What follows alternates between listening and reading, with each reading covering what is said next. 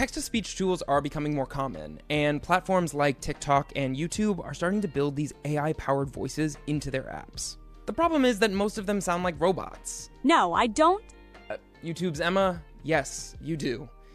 Fortunately, Kapwing's text-to-speech tool features a host of new functions that ensure that your voiceovers are going to sound a lot more natural than Emma. To start, open the AI voice tab on the left-hand side and enter your script. Paid users can choose from 180 voices in 49 different languages. There's also a wide range of accents, including variations like American Southern and American Irish. You can filter voices by tone, like conversational or news, or even upload a sample of your own voice to create a near-identical voice clone. Just click Create Clone and follow the steps. In a few minutes, you will have a voice that sounds like you, ready to use for product demos, customer support videos, social media content, online courses, and more.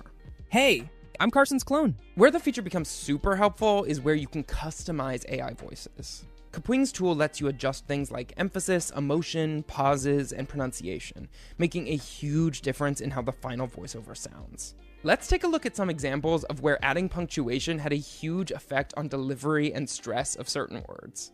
What do you think? What do you think? Let's take a moment to reflect. Let's take a moment to reflect.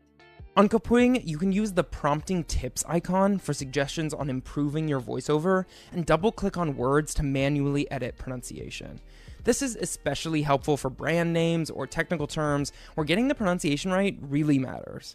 If you're creating voiceovers in multiple languages, there's also a translation rules section. This lets you set up your own custom translation settings instead of relying on standard AI translations. You can make sure that terms are localized in a way that fits your brand. For example, automatically translating artificial intelligence from English to Spanish will create Inteligencia Artificial, yet you can set your own rule to make it IA for every future translation.